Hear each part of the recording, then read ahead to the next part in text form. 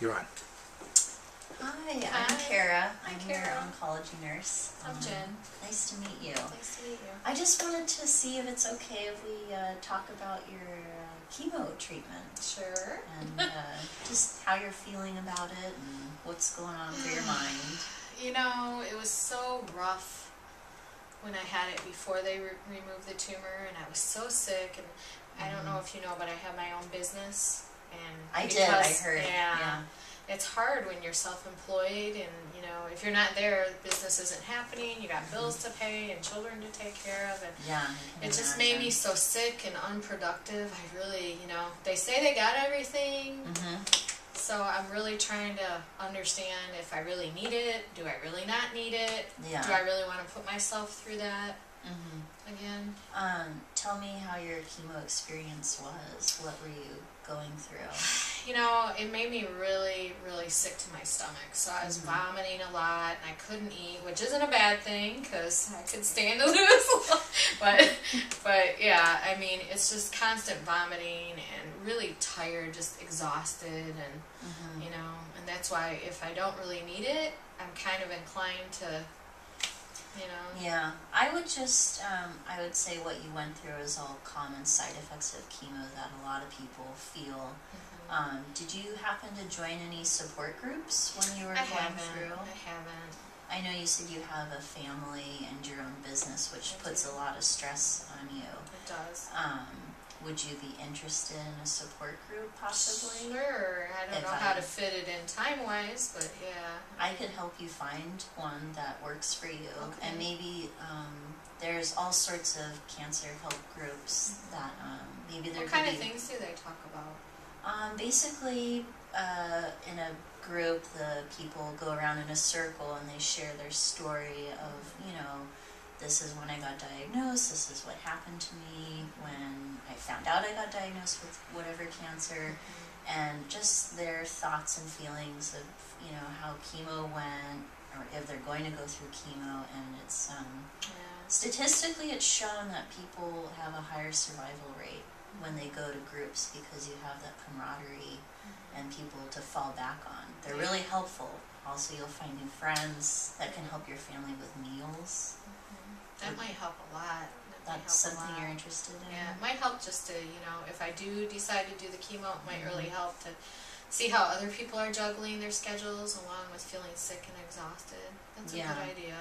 I could probably fit that in somewhere. That would be great. Yeah. Plus, you'd have your family, you know, come with you. Oh, I didn't to support know. you. Oh, that's interesting. I mean, so then they could really understand that it's normal for me to be, and they could understand, because maybe that would help them step up a little bit more. Especially my kids, they're teenagers. They could. Oh, yeah. You know. Well, they also have, you know, they have groups for, you know, children of parents that are going through chemotherapy where you could maybe encourage them to go to that, and so they could see other children with their siblings that are, you know, going through a similar situation. Yeah, that would probably help my kids a lot if I can get them to get there. Yeah. Kind of quiet about their feelings, but if they know other kids are there, I can with imagine. Parents and they're going through the same thing, it might be. I could see how that could help. Yeah. So, what exactly were your feelings when you spoke to your doctor and he was talking to you about doing chemo after your surgery and the tumor removal? My initial feeling was, hell no, we're not doing that. Because you had such because I had such a difficult time, If this time around, if we really push for more nausea medication and maybe find... Oh, does that help? Yeah, definitely. Oh, I didn't know they could really... Did they give you a regimen of nausea medication? They did, but it wasn't really working for me the first time. Are there different kinds of... There are different kinds that you can use. Definitely that's something we can talk about with the doctor and try different things, because it would be beneficial for you to do chemo after the tumor removal, just to make absolute sure that you don't have any cancer cells spreading around. Yeah, I mean, that wouldn't be good if I went through all this and then it came back. Plus you and I want to be here for my kids. Exactly. I worked hard to build my business, so I want that to, I see what you're saying, I know. I really should. I should think about this a lot more and do that, You're right, you're right. And support groups help, and you can say all these concerns there, and the professionals that you can talk to. And maybe I just need to talk about it a little more so the support group's good. Yeah, definitely. So if on a scale of 0 being least likely to do chemo for a second round, and then 10 being highly confident that you will do chemo a second time around, where are you at right now? Before we talked, I was at like a 3. Now 3. I think I'm more like a 7. That's great. Yeah, so That's I appreciate great. it very So much. what bumped you from a 3, being not so confident, to a 7? I think both talking about it and knowing there's some support groups, and you mentioned maybe getting meals, that would help me so much. Yeah. You know, and then my kids and family, my husband being able to see that it's normal, that people go through this, and maybe they can see, you know, just kind of get a feeling they need to help a little bit more, and then I can get back to work and make some money. Yeah. So, and just manage it, because it's only 3 months, so. It is, and you know, in the large scope of life, it's not. That's a very terribly short long, time. Yeah. But it's physically draining for you.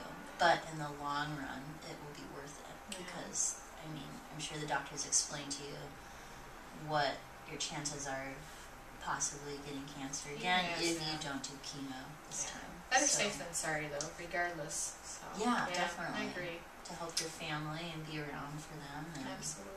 Just the peace of mind. Thank you, Kara. You're welcome. Better now. I'm glad. Aww. Well, I'm glad we got to talk about this, and I'll help you find a support group. Thank you so and much. With your kids, and talk about the nausea medication, and we'll work from there. Thank you. Good job. Great.